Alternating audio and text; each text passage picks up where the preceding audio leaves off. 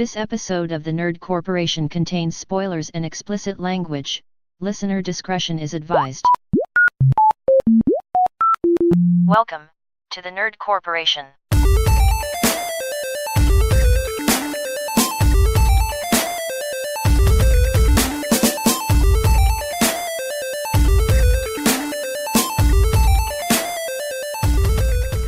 What up, everybody? My name is Eddie Lyon. I'm Dr. Nick. And welcome to the Nerd Corporation. Real quick before we get into it, Eddie Lyon and I just wanted to go over why we started this podcast. It's essentially because we would like to discuss our favorite things with you, and at the same time learn about fandoms that we don't necessarily know about. I'm not well versed in anime, but Eddie Lyon might be, and Eddie Lyon's not very well versed in DC Comics, but I know my way around it.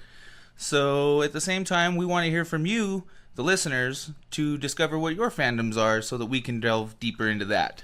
If it has a fandom, if it has its own language, if it has its own code, we consider it a nerd fandom. If you're into Jordans, like to the extent that you have your own language describing them, you're a nerd. If you're into wrestling, and you know what a shoot match is, or you know what kayfabe is, then you're a nerd. If you're into My Little Ponies, and you can sit and talk about all of the different Princess Sparkle whatevers, you're a nerd. And even though we would still love to hear from you discussing what you love, because let's face it, if you love it, it can't be that bad. True. What are we talking about today, Dr. Nick? Well, let's get into the things that happened all this week. There's a lot to get off the top of our heads real quick. First off, let's delve into wrestling. Daniel Bryan has been cleared by the WWE to wrestle again. Yes! Yes! Yes! Yes! Oh, I'm so ready for this. Eddie Lyon, you were a fan of Daniel Bryan's run in the WWE. I recently just got into it after he was injured. Please describe why you're so excited for us. Daniel Bryan, to me, is one of the most entertaining wrestlers that you'll see in the WWE, anywhere, really. His stints in New Japan Pro Wrestling, Ring of Honor, all over the indie scene have been ridiculous and amazing. He's just so entertaining to watch, and he gets so over with the fans just organically that he doesn't have to try. He's just an all-around performer, and I am so excited to see him come back. I simply know Daniel Bryan through reputation. I did see the championship match against Triple H at WrestleMania a couple years back, but essentially for me that WrestleMania was kind of like a one-off. Like I caught it because it was WrestleMania, and I was like, who's this little bearded goat-looking guy who's doing backflip kicks off, Triple H's chest? Yeah. So, I mean, I remember that. I've YouTubed some of his matches since then, and I'm honestly very, very excited for his return.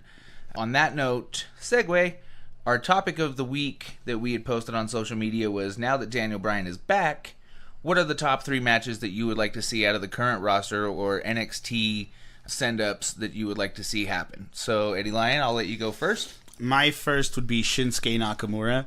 To my knowledge, there haven't been any matches between the two. They were both in New Japan Pro Wrestling together, but I don't think they were around at the same time. I'm not completely sure, but I don't think they were. Dr. Nick, you said they were roommates at one point, right? Yeah, I consulted my Oracle of Wrestling, a.k.a. Scott from the LTR podcast. If you're not following the LTR podcast, please go listen to what Brian and Scott have to say about all of your favorite wrestlers at the LTR podcast. Anyway, I hit up Scott and asked him, and he said, to his knowledge, they haven't wrestled, even in New Japan, but they were roommates at one point. So that could be a very personal match for the both of them. And I feel like they're both very flashy wrestlers.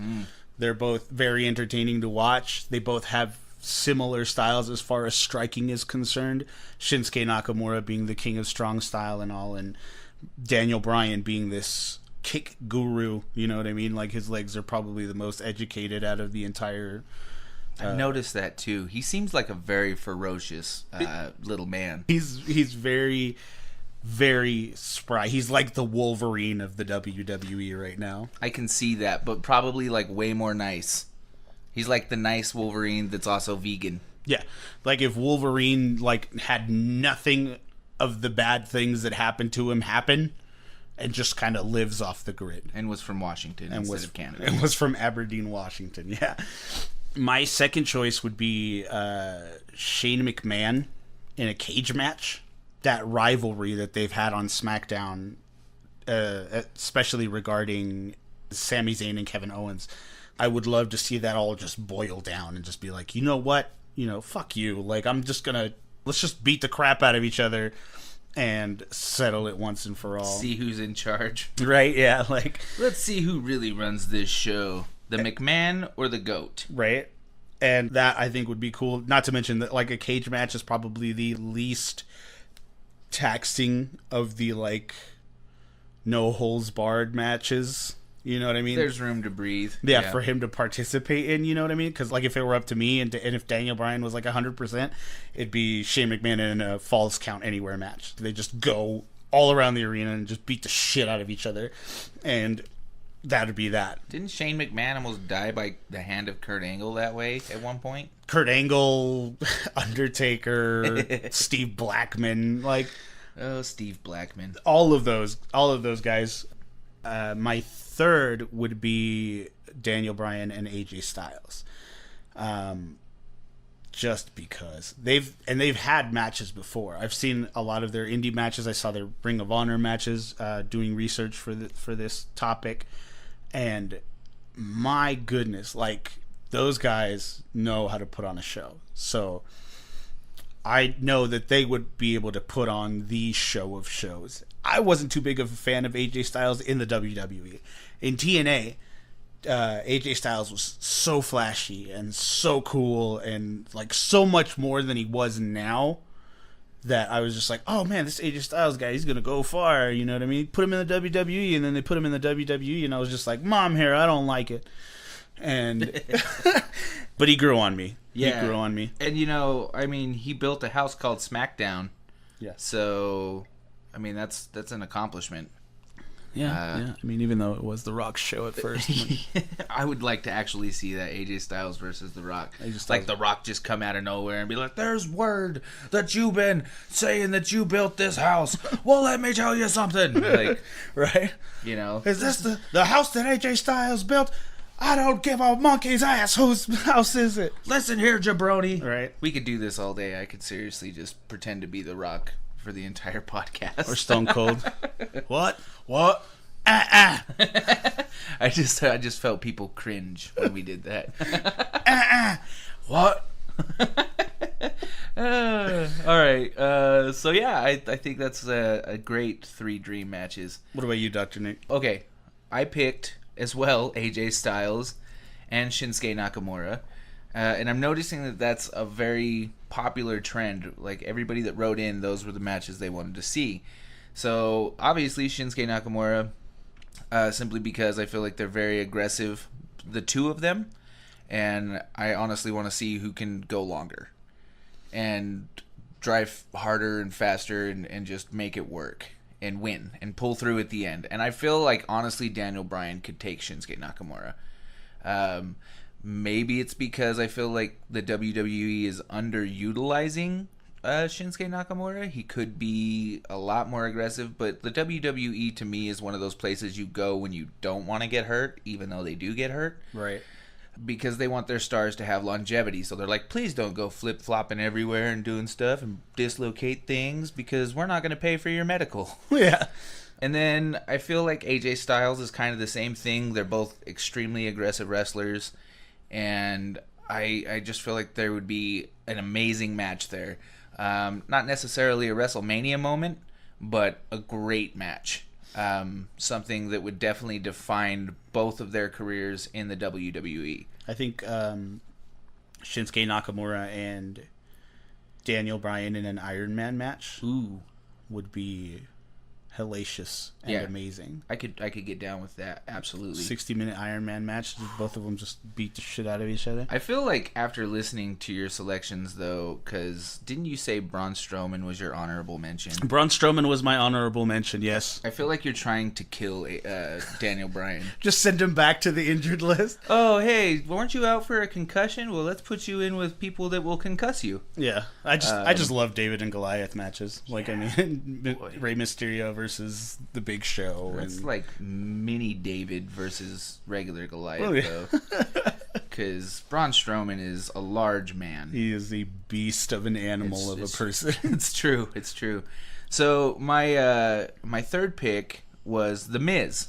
And for that, I wanted to see a match for the move. Loser doesn't get to use the S kicks anymore. Yeah. Which I think would be great because Daniel Bryan, that's his move. And as you know, wrestlers don't like to share their moves. Right. So I feel like Daniel Bryan could easily call out The Miz. And I feel like he could win. I don't think The Miz could take Daniel Bryan, but I'm not a mark for The Miz. I absolutely cannot stand the man. I have such a mark for The Miz. Oh, man. I have hated him since the real world. I ain't even... And now I'm in the real world, and I hate him even more. But my honorable mention was Johnny Gargano, a.k.a. Johnny Wrestling. Yeah. And this one for me was because I'm not really well versed with NXT, but we've been watching it recently, and a lot of the matches that are coming up are Johnny Gargano matches.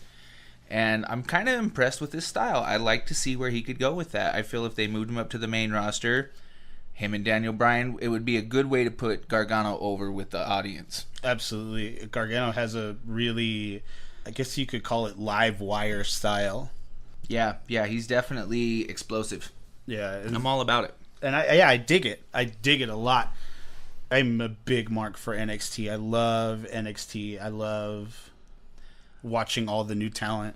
Andrade Cien Almas. That's my bro right now. Like, yeah. Andrade Cien Almas is what I wanted Alberto El Patron to be. And he never will be. He never was. Cien Almas is the reason that I even watch NXT. I didn't really get into it prior to the Royal Rumble this year. And then this crazy dude named Cien Almas came out, and he maintained that. Like, he was in that match for like almost 40 minutes. Yeah, he like, was in there for a while. And he'd been injured the night before at, NXT TakeOver. Yeah. So I just I feel like that would be another call up. I would love to see Cien Almas go to the main roster and I think then he dominate. I think he is getting called up. Well, he earned it. That's for damn sure. So real quick, we also had we posted it on all social media fronts, the question of who would you like to see Daniel Bryan wrestle, and Corey Hepler on Facebook said that he would like to see Daniel Bryan versus AJ Styles, and I'm noticing that that's a trend. Yeah. I feel like the WWE universe wants to see Daniel Bryan go at it with AJ Styles and Shinsuke Nakamura. Most of the answers we got were AJ Styles, Shinsuke Nakamura, and somebody else. For this one, though, Corey said that he wanted to see Daniel Bryan go up against AJ Styles, The Miz, which is somebody that I can, obviously love to see, and then Matt Hardy. That's interesting. I feel like that could be a good one. I don't feel like it's ultimate deletion material. The fuck out of here. But I feel like it could be a good match, but I feel like it would be one of those things where Woke and Matt Hardy would kick a promo and just be like, "Oh, you were injured," and But now you have risen. yeah, you have been resurrected By the Lazarus pit. the lake of reincarnation. Yeah. Yes, that type of shit. Like, it would I think it could be fun, but I'm a mark for Woke and Matt Hardy. I'm a huge mark for Woke and Matt Hardy. I like Woke and Matt Hardy, but I don't know. Some of the things that he gets into sometimes are ridiculous. Like, Ultimate Deletion was fun to watch, but would I watch another one? I don't think so. I absolutely would. I would watch like 12 of them Yeah, you would. in succession because I feel like Woke and Matt Hardy is me in the 8th grade. What? How? He just I was quite the weirdo. Oh, you were in quite the 8th grade. eccentric character. I walked like this through the hall. You can't see me right now, people, but my arms are out and I've got a big grin on my face. He's got the Woke and Matt Hardy out. That's why I got beat up all the time. Derek Reese, who is a mutual friend of ours, wrote in and said that he would also like to see AJ Styles versus Daniel Bryan. And then here's the kicker, another good one, Kane versus Daniel Bryan. I'd like that. Their rivalry was fun, and their tag team run was fun, and to see them both come back, like, that'd be kind of cool. Mm-hmm. See, and that was his reasoning, is that he wanted to see the tag team reignite into a rivalry. Mm-hmm. So I could see that. And then also he agreed with you on the Shane O'Mac match. Mm-hmm. And I think that would be a really good one. He didn't specify why, but I could see the cage match like you had thrown out there.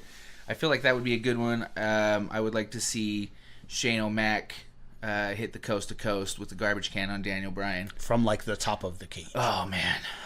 Because look at... He's throwing himself around everywhere like we expect him to do every time he wrestles. Right?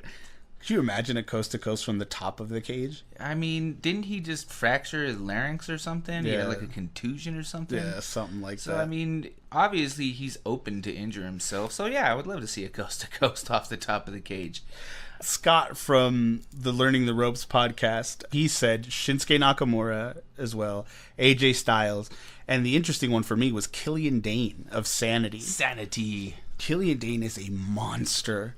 Mm-hmm. In such a small package. He's just like a regular sized dude, but he's just so big. Yeah. He's like the Prince Albert of the time, like as far as looks go, not as far as like technique and shit goes. Big hairy man sweater wearing guy. Yeah, dude, like it's a hair sweater that he wears all over his body, and he is just relentless. I want none of the man hair sweater.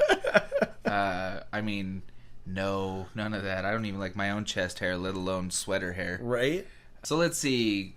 Continuing on with the wrestle theme, Ultimate Deletion. Man. You said you wouldn't watch another one. I wouldn't quite go as far as to be a Vince McMahon about it and call it obnoxious. Yeah, I feel like that really pissed me off. When Michael Cole was like, "We apologize for this obnoxious display," and then I found out that apparently that was a call down from Vince, who has a direct line to Michael Cole's ear. And I'm like, fuck you, Vince McMahon. Don't you talk shit on my Woken Matt Hardy. And it was so funny, too, because you fucking angry tweeted Michael Cole. Immediately, I was like, fuck you, Michael Cole. How dare you? Like, I would bring back Jerry Lawler. Go to hell. Fuck you. You're fired. I'd rather have Booker T on there. Oh, God, dude. Bring back Booker T. Fuck you, Michael Cole. You're fired. There, that's a call down from Vince, you bitch. So, yeah, I loved Ultimate Deletion. I liked Total Nonstop Deletion.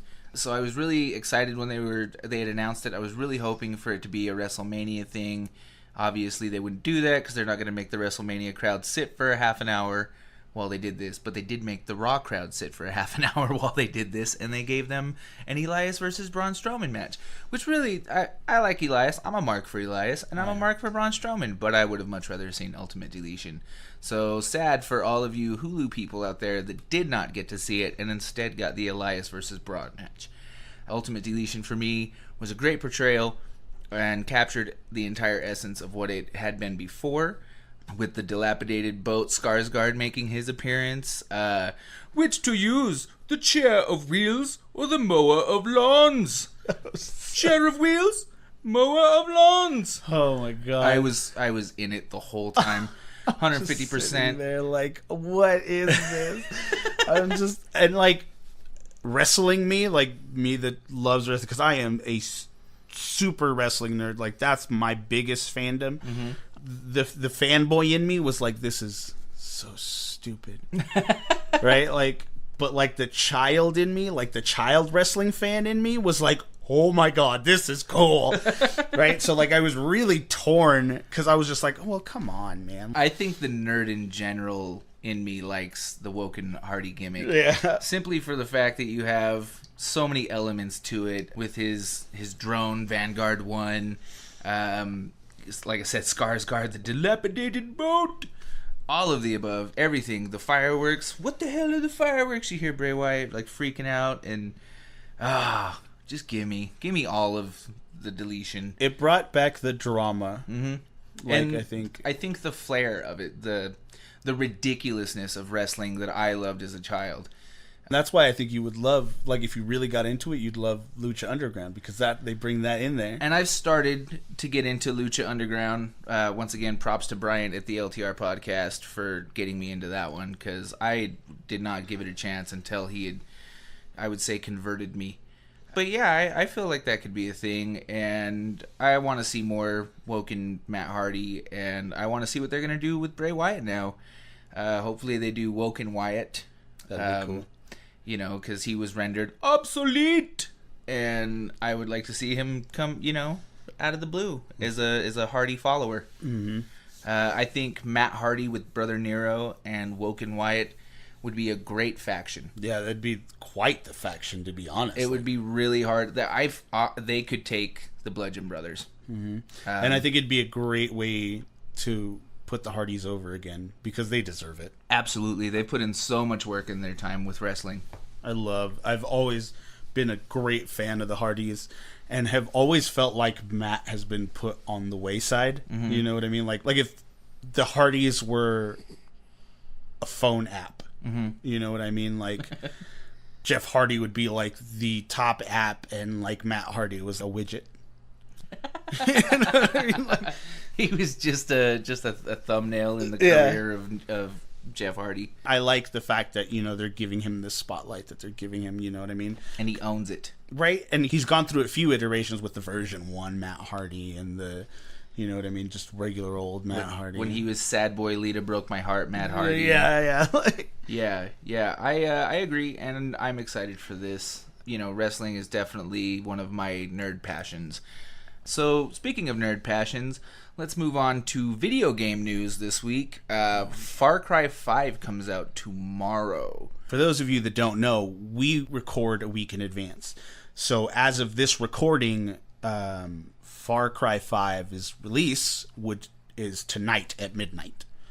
So I'm really excited. I love the Far Cry franchise. I love Ubisoft, the Assassin's Creed series.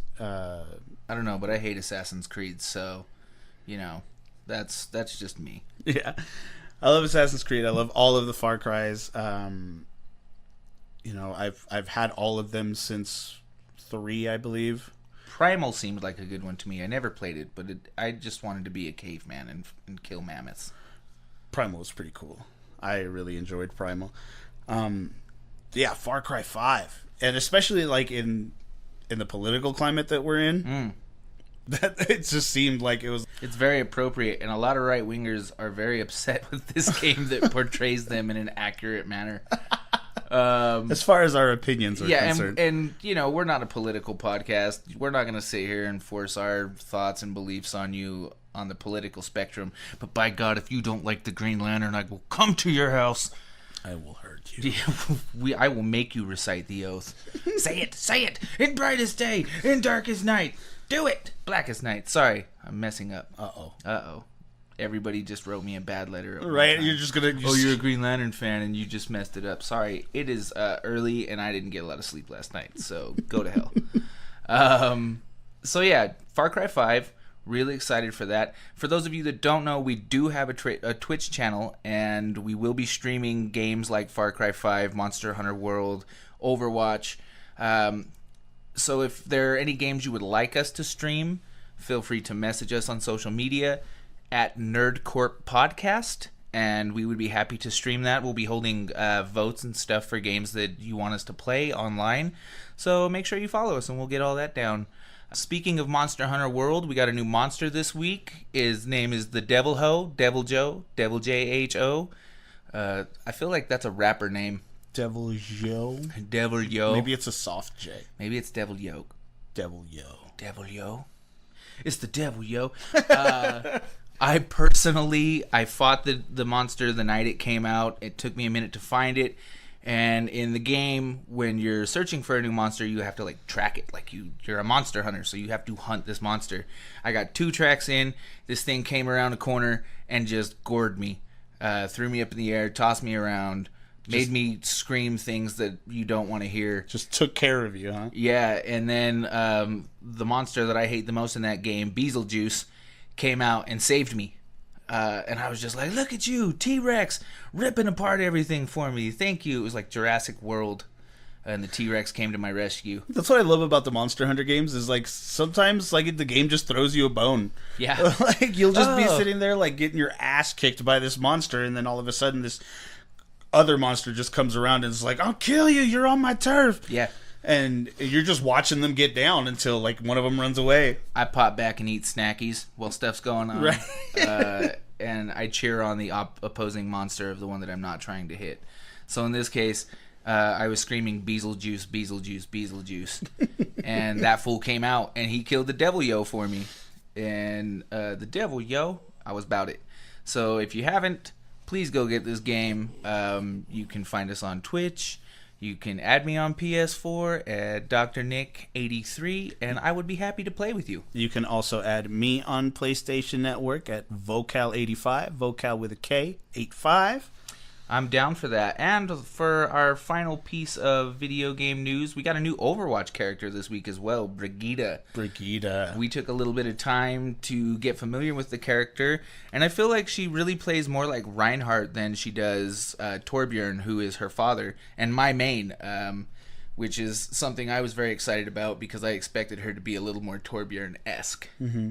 Yeah, but seeing that she's a little more like Reinhardt, it was impressive though, because I don't know, like just like Torbjorn's one of my mains. It's not my main, but he's one of my mains, and just like you do, I play him as an offensive character more than a support character.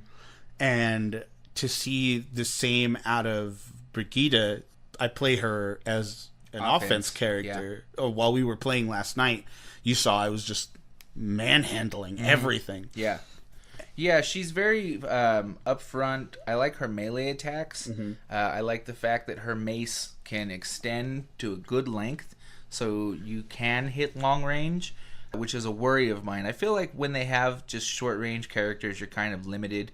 You know, Genji being one of not my favorites for that reason, because his sword is really strong, but his shuriken are really weak unless you can get like solid headshots, and I'm just no bueno with it. So. And see, I'm pretty stable with Genji.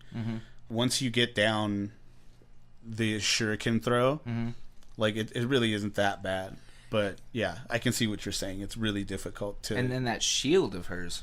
Yeah, that shield and the shield bash with the stun. Yeah, that was cool because stun, I could whoop your ass for a little bit and then back up. Well, and toss then the mace. One of my favorite things about Torbjorn as a support character is the ability to throw out armor for people, and so the fact that she can throw out health packs, and if they're already full, it just adds armor to their health bar. Yeah, I'm like, give me that. Let's. So I feel like I'm gonna play a little more as Brigitte once the Overwatch nerds calm down and you actually get a chance to play her in a match. But I think she's probably my favorite of the recent edition of characters. Wasn't a huge fan of Moira. I wasn't a huge fan of Doomfist. Neither was I. But Brigitte definitely has my vote. Yeah. So I think that's about it. What we have for video game news this week. Let's move on to just random wonderfulness. The Deadpool 2 trailer dropped. Oh my god. Yeah. I'm not gonna lie. I didn't even know that was coming, and you know how much I love Deadpool. Absolutely. So I feel like as soon as I saw this trailer, I was hoping for a little more story, and luckily they kind of got into that a little more and showed us why Cable and Deadpool are opposing forces, which I was absolutely loving. I'm not gonna lie, I watched it like 50 times. I think my quote that morning, because I woke up and there was the trailer. So I mean, when I commented, I'm like, the only thing that would be better is waking up to Roscoe's Chicken and Hand Jobs, which would also be a great wake up call. So Deadpool 2 trailer, absolutely loved it. We got a little more knowledge on it. We found out that Terry Crews is playing Bedlam, who is a classic X-Force character. And really, honestly, just give me all of the Deadpool. I mean, they could probably do like 6 of those movies and be fine as long as Ryan Reynolds stays Deadpool. So Deadpool is to you what Fast and Furious is to me? Gross. Don't ever compare the two. I could watch all of the Fast and the Furiouses. I swear. No, man. I'm sorry. I Dominique Toretto. Is that his last name? Dominic Toretto. Yeah, that guy. Not a fan. I guess I'm okay with Vin Diesel. I liked the Pitch Black movies. But no. Love him as Groot. Yeah, love him as Groot. Not a fan of Fast and the Furious. I feel like they're dragging that shit out. I'm like, end it already. Kill all of the characters. No. They go out in a blaze of glory, and you just cry ugly to yourself. Give me all of them. Give me all of them. Fast 53. No, that's man. You're going 25 Jump Street with me on this one, and I'm not a fan. Speaking of 25 Jump Street, segue. Men in Black is getting a spin-off with Chris Hemsworth and Tessa Thompson.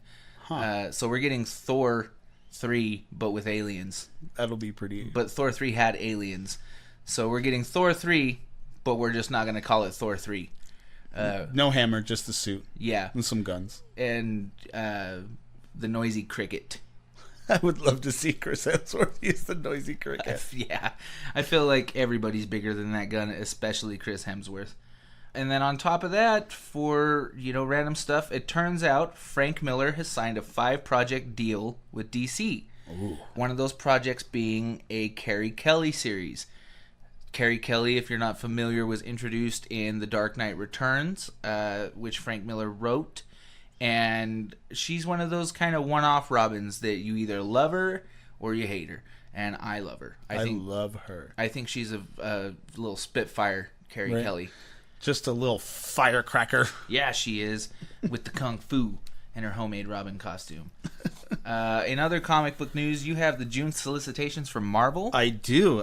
Thor #1 by Jason Aaron and Mike Del Mundo and Christian Ward. Artifacts of Asgard are scattered across Earth, and to reclaim them, Thor will have to face some ugly truths. There will be hundreds of new hammers. And that I'm excited for. Immortal Hulk #1 by Al Ewing and Joe Bennett. It's going to have like a nice little horror twist to it. Zombie Hulk. Yeah, so that I'm really excited for. Deadpool #1. Yeah, he is. Tries to rebuild Merc for Hire. He hasn't had to do it for a long time, and now he's, running low on scratch, so he's got to do it. Deadpool needs money for unicorns. Tony Stark Iron Man #1. We're just going to see a ton of new suits. Go to our social medias and we'll post the new suits on there. Just follow us at NerdCorp Podcast. Amazing Spider-Man #800 by Dan Slott and Stuart Immonen. It's set to be the biggest Peter Parker Norman Osborn story. It's an 80-page story. And I feel like that's going to be pretty awesome. And we're fans of Spider-Man here at the Nerd Corporation. Yes, we sure are. All of the iterations. And on that note, it was also recently announced that FX will not pursue a Deadpool animated series by Donald Glover, which makes me sad. Very sad. Donald Glover and Deadpool would be amazing together. Absolutely. And it sucks because they cited that the reason why the split happened was creative differences. Bullshit. Fuck you, FX. Yeah. You don't get creative anything when it comes to Deadpool because, the only thing you ever did right was Most Extreme Elimination Challenge. MXC. Love that show. So, let's get into it. This week, our topic is the Infinity Gauntlet. Thanos, I believe we're all about that. Run the jewels on the gauntlet, baby. Run the jewels on the gauntlet. Really, this story just spans decades. It started in the 70s. I believe Jim Starlin created the character, and he originally appeared in an Iron Man comic, and then moved on beyond that into a Silver Surfer kind of thing. So, Jim Starlin being known for his influence on the cosmic aspect of the Marvel Universe. So, honestly, the Infinity Gauntlet, we got a little familiar with it this week. And that storyline is insanity. Expansive, to say the least. Everybody's in it, and they all die. Yeah, pretty much. So, spoilers, people are probably going to die in Infinity War. Captain America. We'll discuss the original storyline, the follow-up in 2013 called Infinity, and then where we sit now with the Infinity Gauntlet movie coming out, or Infinity War movie, coming out on April 27th. So, getting into it, just a real quick little bit. Like I said, Thanos was introduced in Iron Man number 55 in 1973. And then Starlin left Marvel for a little while and was brought back on when they had decided to do a massive event. If I'm not mistaken, the head of Marvel at the time didn't even know who Thanos was. And so when they brought forth the idea of this character going on a hunt for these objects of omnipotence, he wanted to bring Starlin back into the fold. So Starlin came in, and he had already created the Infinity Gems, as they're known in the comics. Mm-hmm. And they decided to make that the object of focus, wherein Thanos has his left gauntlet with slots for each gem. Gems being mind, soul, space, time, reality, and power. What gem, Eddie Lyon, would you most utilize, do you think? I think the time gem. Yeah? I'd love to go in and out of time. I've always been so interested in time travel ever since Back to the Future as a child. You're wearing a Doctor Who shirt, so it's not like that's surprising. I've always been enamored with the idea of traveling through space and time. So I think the time gem was probably, time or space gem would probably be like the gems to use for me. What about you? I think my top would probably be the reality gem. Simply because I would like to be able to warp reality to my standards. And let's face it, some people just wouldn't like that. You maniac. Thanos uses the Infinity Gauntlet at the beginning of the saga to wipe out half of the population of the universe. Simply by snapping his fingers. Think about that. Half of the universe. Not just Earth. All of the everywhere is half of it's gone. Everything of the known Earth 616 universe. Mm-hmm. Now, at the same time, he didn't just take this on because it was something he just on a whim was like, you know what, half the universe, fuck off, done. He was, at the time, trying to court Mistress Death, who had ordered him to take out half the universe because the way she put it is the population of the living in the universe has outnumbered the population of the dead. So to even out existence, she has Thanos destroy half the universe, and because he wants essentially to jump them bones and whatever, he takes out half the universe, but it finds that it doesn't satisfy Death. At this point, he's just kind of driven a little bit more of a wedge in between them, which just pisses him off even more. Because at this point, he's built a shrine for her. He's, given her pretty much everything that she wants. Because he has this gauntlet that can do that. And for her, and she just continues to just kind of give him the cold shoulder. She puts him in the ultimate friend zone. She's like, sorry, thanks for doing that for me, and you want to go get pizza? And Thanos is like, fuck you, I will create my own pizza. Mm-hmm. And snaps his fingers, and then DiGiorno appears. It's not delivery, it's the gauntlet.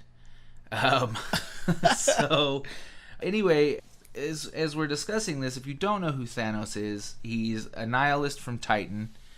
He likes bedazzled gloves, and he looks like he's an ex-California raisin. So that's a brief rundown. His home world, actually, Titan, which is, I believe, a moon of Jupiter, was laid to waste, and his entire population was wiped out. So at this point, aside from his brother Eros, Thanos and Eros are the last surviving Titans, and an extremely intelligent and strong race they are. So at the same time, the players in the Infinity Gauntlet series, we have Adam Warlock, Doctor Strange, Nebula, Mephisto, Silver Surfer, Eternity, the Living Tribunal, all of these awesome characters. But some of them I don't believe we'll see in the movie. I don't feel like Mephisto has a place in the MCU. I don't think so either. If I'm looking at it from a screenwriter's point of view, Mephisto is probably the easiest character to just kind of write off. Well, and at the same time, you can replace him very easily. He's like the worm tongue of the Marvel universe. Worm tongue being a reference to Lord of the Rings. Nerd out. What? But another character I don't feel like we'll see is Adam Warlock, although we're going to get him eventually. Obviously, if you've seen the stinger at the end of Guardians of the Galaxy 2, you know that there will be a character named Adam, but that, guess what, is Adam Warlock. If you're not familiar with any of this, that's who that will be. Adam Warlock is a character who got trapped inside the Soul Gem in the first Thanos War. There being 3 Thanos Wars. Right. So, what are your thoughts on how Doctor Strange is going to go down, Eddie Line? We touched base on this last week. Just to watch Doctor Strange get just manhandled like that, being the Sorcerer Supreme, is amazing to me. And from what we've researched and from what we've seen in the last week, as far as the Infinity War is concerned, we might see him turn. Although against his will. Against his will. So, mindfuck superhero heel turn. Mm-hmm. Yeah, that's... No, Doctor Strange, how dare you become a bad guy? Yeah. I think that's a great way to put it. But at the same time, I think that's where you kind of get scared, is because you have this way overpowered being. And let's face it, in the Marvel comic book universe, Doctor Strange is OP as fuck. Yeah, he is. In the comics, in the Infinity series, where you find that Ebony Maw messes with his mind a little bit, you find out that he wasn't even utilizing his full power. Like, he wasn't even at 100%. So I feel like Doctor Strange, had he wanted to, could have overcome this. But at the same time, that's the thing with Ebony Maw, is that he has the power to control people's minds without them even knowing it. Ebony Maw to me is like Palpatine with extra powers. He looks like Palpatine. Doesn't he look very like much? Yeah, he has like a very weird Palpatine look. Bring me the gems, Jedi type thing. Not a bring me the stones. Yes, yeah. I feel like Ebony Maw is going to be a great character fleshed out. Speaking of Ebony Maw, let's discuss the Black Order, who will be a huge influence in the movie, and honestly weren't really introduced before the Infinity storyline by Jonathan Hickman in 2013. So going over this, we have Corvus Glaive, who essentially is just Wolverine on steroids. Okay. And then he has this sword that allows him to not die. Even if his entire body is destroyed, as long as the sword is whole, Corvus Glaive can't be destroyed. In fact, in the Infinity storyline, Thanos' son ends up trapping Thanos, and at the same time, he has the sword encased in ember, and slowly Corvus Glaive's body starts to reform in the ebony cage, like you just, all of a sudden little pieces, and then he's just there. So you end up with Corvus Glaive and Proxima Midnight encased in eternal amber with Thanos. So, although I don't feel they're going to introduce Thanos' son, I feel like Corvus Glaive is going to be a force to be reckoned with. At the same time of Corvus Glaive, you have his wife, Proxima Midnight, who also is an amazing warrior. In the comics, she takes down and makes Namor the Submariner bend the knee and become a servant of Thanos, essentially. So we've got Corvus Glaive, Ebony Maw, Proxima Midnight, and then in the comics his name is Black Dwarf, but in the movie he will be called Cull Obsidian. So I'm excited to see the Black Order, aka the Children of Thanos, take on the Avengers, and I can't wait to see the Avengers fail fighting them. Right, and it's so crazy to me because this is only part 1. We're going to see all this shit go down. Mm-hmm. We're about to see the culmination of all of these phases in the Marvel universe, the Marvel Cinematic Universe, and we're going to have to wait like a whole other year to see the rest of it. 10 years, damn near 20 movies coming to a head. Though they may not have all heavily influenced each other, there are elements of each movie in the next. So I'm really, really stoked to see where that goes. I feel like that's probably one of the bigger parts of the modern Infinity Saga from 2013 that will be adapted into this movie. But I feel like the rest of the movie will kind of stay true to the Infinity Gauntlet series, wherein that you'll have Silver Surfer kind of the role replaced by Bruce Banner. Being the first trailer, we see this scene where Bruce Banner himself is in this crater in the middle of the Sanctum Sanctorum, and you've got Doctor Strange and Wong standing over him, looking down. And that's a direct pull from the Infinity Gauntlet series. Only that Silver Surfer is in the place of Bruce Banner. So, in the comics, Silver Surfer lands in the middle of the Sanctum Sanctorum, requesting an audience with Doctor Strange, saying that he must warn him. So I feel like that's how the movie, because that's how the comics open up. I feel like that's how the movie's going to open up. You're just going to have Hulk crash down to Earth, and then, due to the strain and stress of traveling through space as a meteor falling towards Earth, he is definitely drained and a little incoherent and requesting Doctor Strange's assistance. I feel like that's where they'll go with that. And then at the same time, we have rumor that the Silver Surfer will make his first appearance in the MCU in this movie. He, according to some websites, has been cast. At least the mocap version. So, what do you think about the Silver Surfer in the MCU? I would really love it. The Fantastic Four iteration of the Silver Surfer was garbage. Trash. But Lawrence Fishburne did a great job voicing him. Oh, absolutely. I mean, who doesn't love Lawrence Fishburne? Morpheus. Yeah, anytime you get Morpheus in a movie, I'm there. So to have a new Silver Surfer, to give him a new light, to see him come back into the MCU and be somewhere where I feel like he belongs, I think would be so great to see. Especially because maybe Peter Dinklage might voice him, since he's not cast as anything right now. Yeah, they haven't revealed what his role will be. And Kevin Feige, the head of Marvel, has stated that some heavy celebrities will voice the Black Order. So why wouldn't you have someone like Peter Dinklage also voice the Silver Surfer? I just don't feel like he would be a Corvus Glaive or a Cull Obsidian.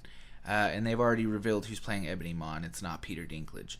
So I feel like Peter Dinklage could be the Silver Surfer. I have strong feelings toward that as well. Mm-hmm. Well, and then at the same time, you have to take into consideration that if we're getting the Silver Surfer, we're probably going to get Galactus. A good Galactus, not some kind of fart cloud in space with tentacles. Space.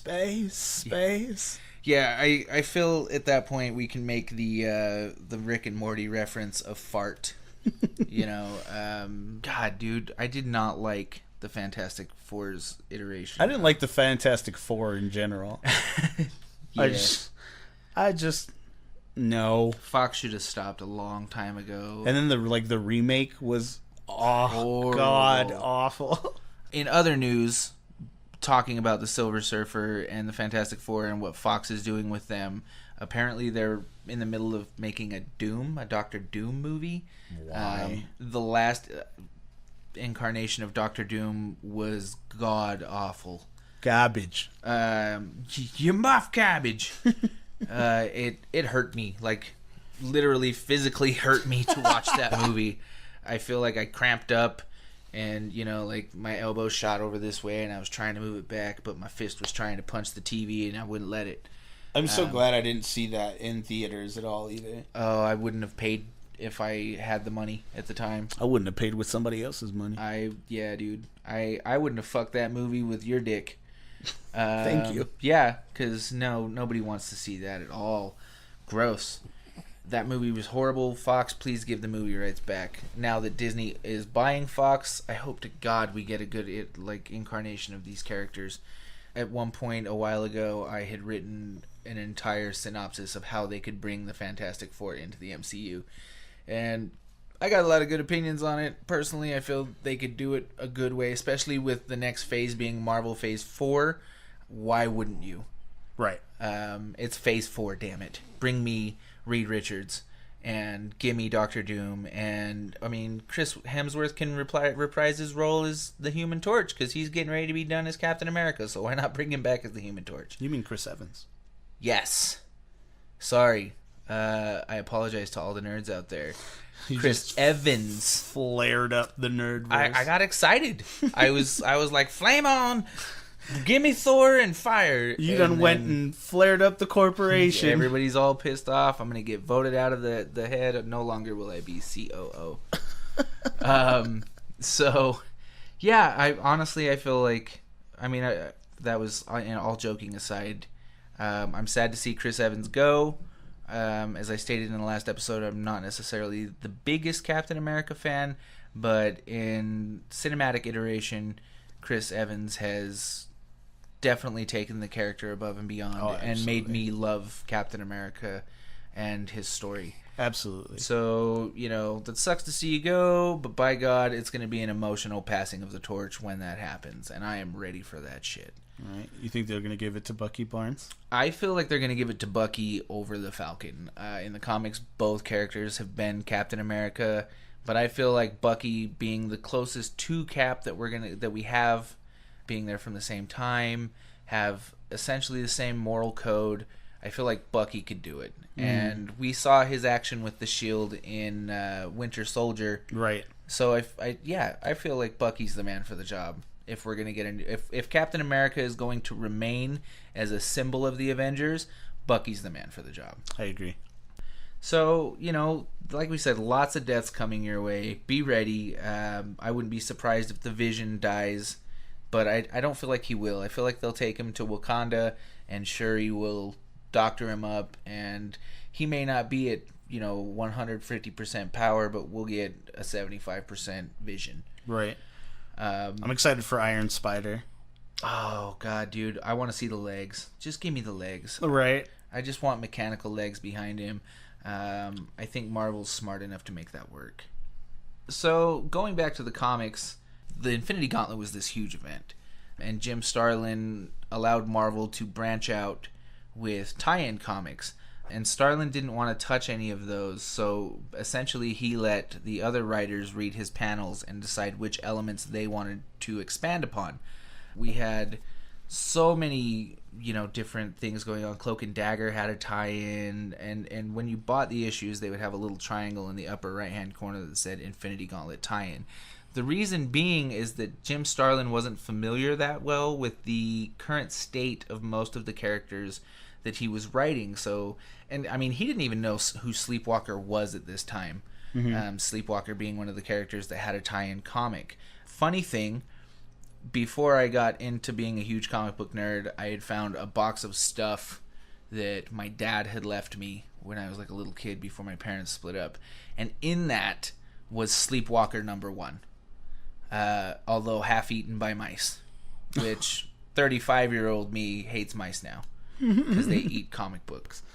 So I feel like that's a good angle and a good way to expand upon the Infinity Gauntlet without Starlin coming in and saying, oh no, that's not going to work. I feel like it's really awesome of him to allow other writers to add their 2 cents. I like that idea as well. So let's discuss Nebula. We do have a Nebula in the MCU. She's a huge player in the Infinity Gauntlet. In the Infinity Gauntlet arc, Nebula is probably one of the key characters. Do you think she'll be a key character in the movies? Yeah, I think she's expressed very clearly that she is out for Thanos and out for revenge. And being that she, in the comics, portrays Thanos' granddaughter, and in the movies she's Thanos' adopted daughter. So there's definitely going to be a connection there, a personal connection. In the comics, Thanos pretty much just tortures Nebula for the entire series. Yeah, in this arc, I guess she's died, and he brings her back, and she's just this like zombie husk, of what Nebula was. But in the arc, Nebula manages to get the gauntlet from Thanos. Because Thanos underestimates her. Not to mention that he's just completely arrogant throughout the entire series. He's just like, I have this power, you don't. I'm just going to do what I want. And he loses sight. And so he's able to get it taken from him. I feel like, as at the beginning of the show, spoilers ahead, you have this arc that flips on its back. You've got this ultimate villain, Thanos, the Mad Titan, with this ultimate weapon, the Infinity Gauntlet, and then he loses it, and then all of a sudden he's made to be the hero. Adam Warlock and Doctor Strange bring him into the fold to help take down Nebula, because in Thanos' mind, Nebula doesn't have the testicular fortitude to rule with an iron fist. Yeah, it's to Thanos, again, playing onto his arrogance, thinks that Nebula is pretty much just a child with a gun. Mm-hmm. That's a, awesome way to put that, because that's what ends up happening is she essentially shoots herself in the foot. Mm-hmm. In her own arrogance. Though in the comics, she's kind of utilized the same as she is in the movie. She's an assassin for Thanos. She, plots against him in her own way, but Thanos uses that against her. Mm-hmm. And it's going to be interesting to see how they play that out, because like I said, we've heard from the directors that we won't be getting Adam Warlock in this movie. James Gunn himself has said that he's saving Adam Warlock for the next Guardians movie. So I mean, maybe we'll get Adam Warlock in the second movie, maybe, but not in Infinity War. The second movie, we should also note, will not be called Infinity War Part 2. It will have its own title. They haven't released the title because apparently it's a huge spoiler for the first movie. So let's, just go ahead and get away with that, because that's going to be... I don't even want to talk about the second movie, because the first movie's got me off on cloud 9. Like, I don't even know where it's going to go. Absolutely. I'm so absolutely excited. I am a huge fan of spoilers, so I research everything that I absolutely can on movies that I'm excited to see, because I want to know how they're going to be handled and if they're going to be handled properly. So I'm a huge mark for this movie. I'm so excited for it. I can't even, especially after what research we have done regarding the Infinity Gauntlet. And it is a lot of research. A lot. Yeah, we've been going at it. We spend an entire week prior to the episode daily just going over stuff. Our significant others hate it because it's constant nerd crap flowing through every orifice. All the wares. Babe, look, Silver Surfer. Oh my God, Silver Surfer, babe. And my girlfriend personally is just like, would you shut up? So I think my wife just tunes me out. Oh yeah, babe, that's nice. That's cool. That's great. Infinity boulders. That's cool.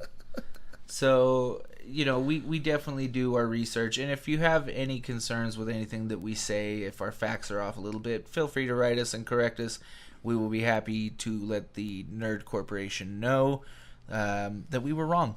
So yeah, another thing that I'm kind of excited for that we might get is the introduction of the Skrulls at some point. In the Infinity series in 2013, the Thanos arc kind of came after the Skrulls were invading in the Secret War, and Secret Invasion and storylines therein.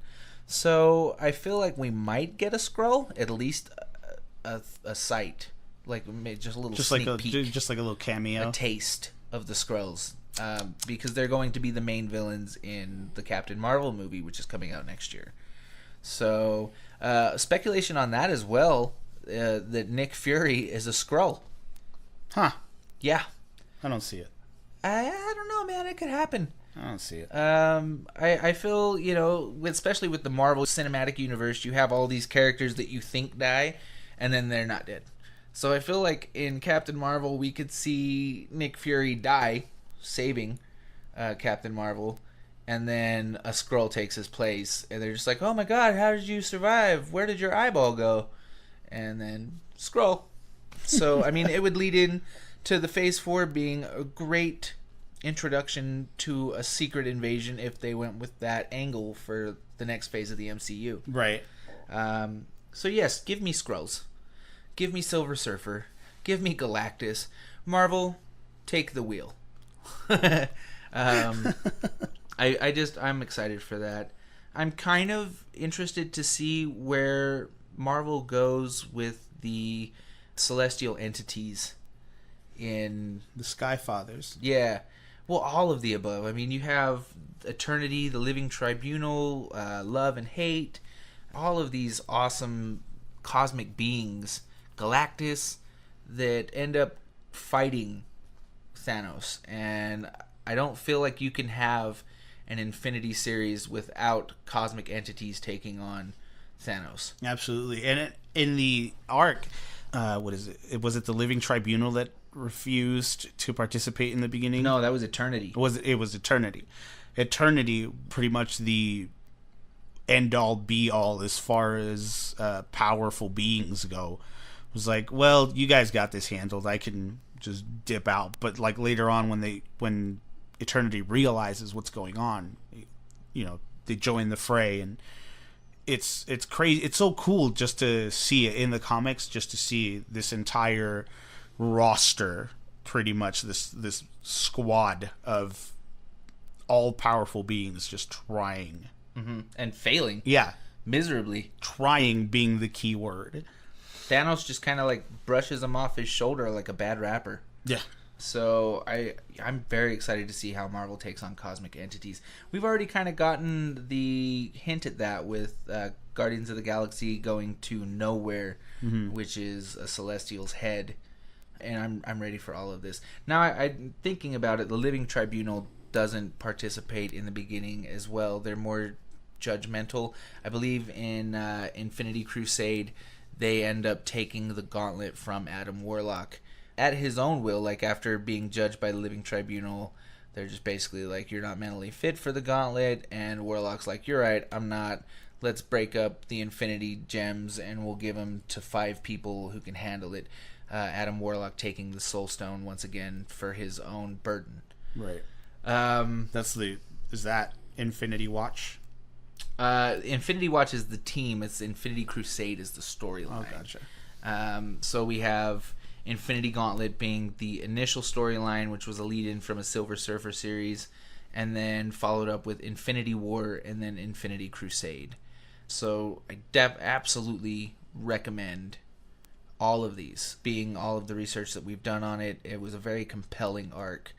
It made me sad that in 1991 I was, off in Superman land in DC doing the DC thing and not really paying attention to Marvel.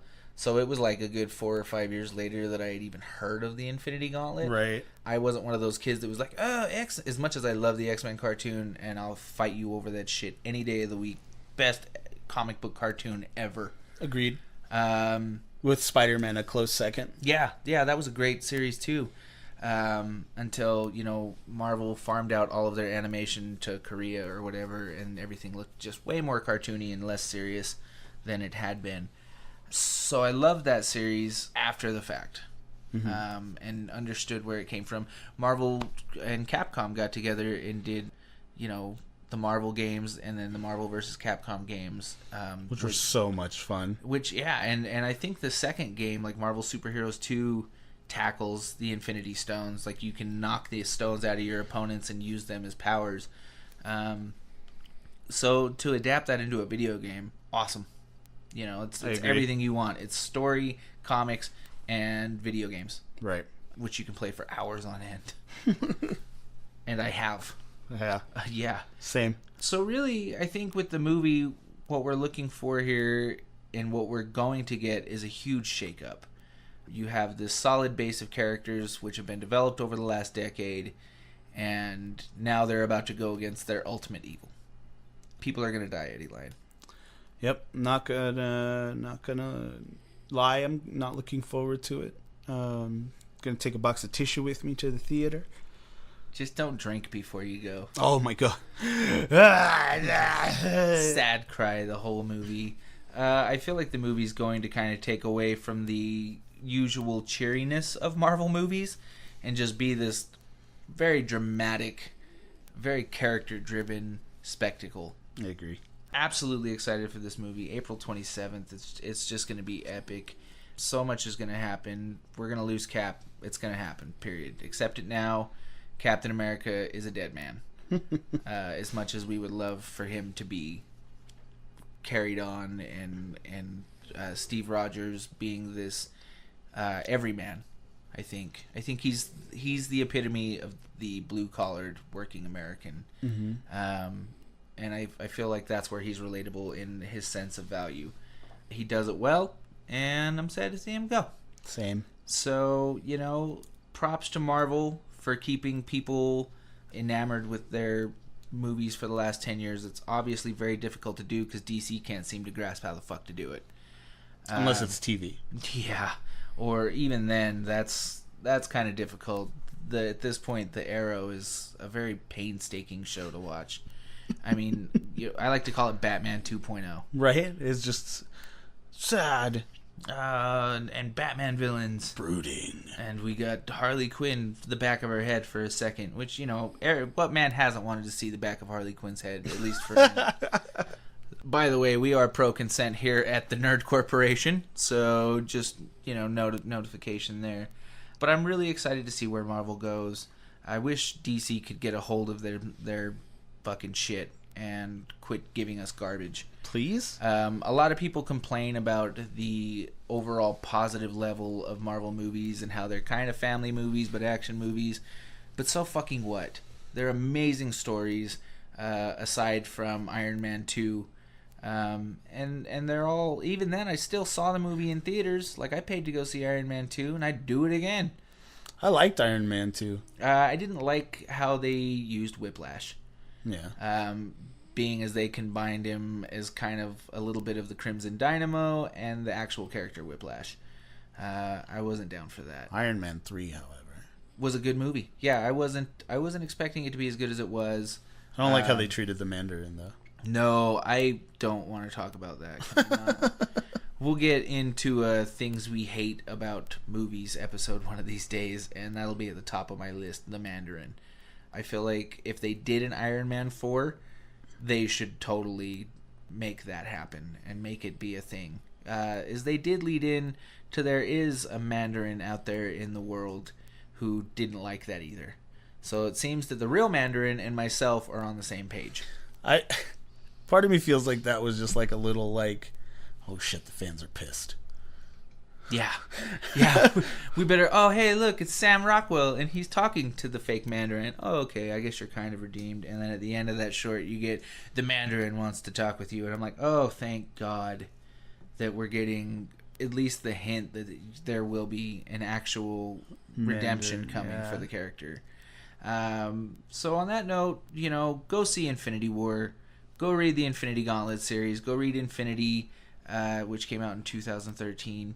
And continue to stay nerdy. If you would like to follow us on social media, you can reach us at Nerd Corp Podcast. And then also make sure, if you want to help us further our podcast endeavors with giveaways and first reaction video game plays and also, unboxings. There's so much that we can do, but we need your help. So if you would like to help us with that, make sure you visit us at patreon.com/nerdcorppodcast. We have awesome rewards like custom nerd shout-out videos. You'll get a bonus episode every month where we will let fans vote. And then we're talking about giving away a loot crate if you guys can help us get to $200 a month on Patreon. Where we will do a drawing for one of our Patreon followers. Absolutely. We have tiers. Just check us out. Let us give you access to all this cool stuff that we want to do. We hope to see you soon. And remember to write in as well. Let us know what you want us to discuss, and we will be happy to do all of the research and let the world know. And eventually, one of these days, we're going to do a giveaway on the Patreon where we have one of our followers come to us. Eddie's wife will make you breakfast.